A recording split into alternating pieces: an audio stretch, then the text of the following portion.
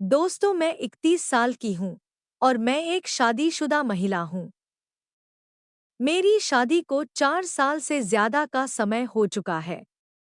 मैंने अपने माता-पिता द्वारा चुने गए व्यक्ति से शादी की, परंतु सच तो ये है कि हम बस कहने को डोट पति-पत्नी हैं। हमारे रिश्ते में प्यार, अफेक्शन और अंतरंगता जैसा कुछ भी नहीं है।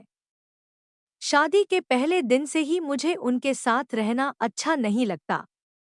भावनात्मक संबंध की कमी की वजह से हम दोनों के बीच रोमांस भी न के ही बराबर है। मैं सच कहूंगी कि मैं इस शादी में बिल्कुल भी खुश नहीं हूं, लेकिन परिवार वालों के खातिर मैं इस रिश्ते को निभाना रही हूं।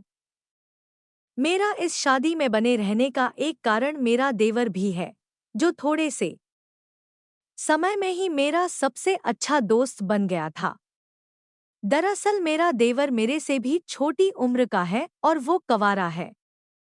मुझे वो शुरू दिन से ही अच्छा लगता है, इसलिए मेरा अधिकतर समय मेरे देवर के साथ ही बीतने लगा।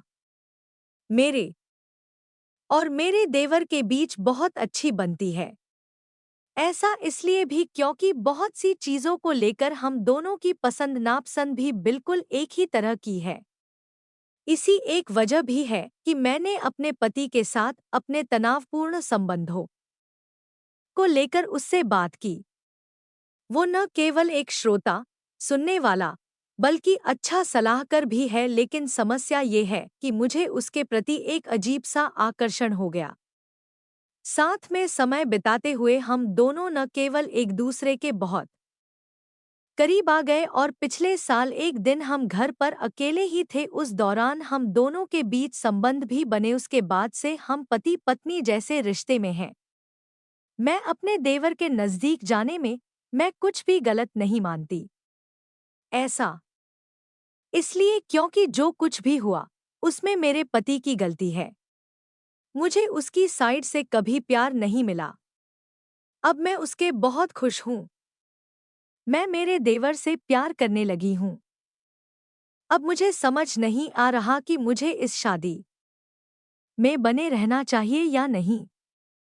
ऐसा इसलिए क्योंकि मैं देवर से दूरी बिल्कुल भी बर्दाश्त नहीं कर सकती हूँ और न ही मैं पति को नहीं छोड़ना चाहती।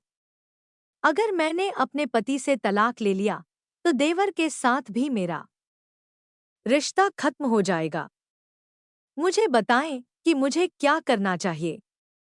एक दिन हरियाली देखने को अपने घोड़े पर चढ़ के अपने उसी अटखेलपने और अल्हड़पन के साथ देखता भालता चला जाता था। इतने में एक हिरनी जो उसके सामने आई तो उसका जी लोटपोट हुआ। उस हिरनी के पीछे सबको छोड़ छाड़ कर घोड़ा फेंका। कोई घोड़ उसको पा सकता था। जब सूरज छिप गया और हिरनी आंखों से ओझल हुई, तब तो यह कुंवर उदयभान भूखा प्यासा उनीदा जम्भाइया अंगड़ाइयां लेता हक्का बक्का हो के लगा आसरा ढूंढने।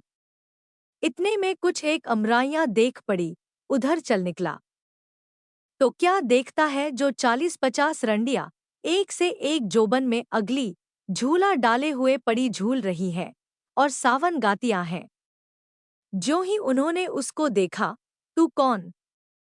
तू इतना आसरा पाके सबसे परे कोने में जो 5-7 छोट-छोट पौधों से थे, उनकी छांव में कुंवर उदयभान ने अपना बिछौना किया और कुछ सिरहाने धर के चाहता था कि सो रहे, पर नींद कोई चाहत की लगावट में आती थी।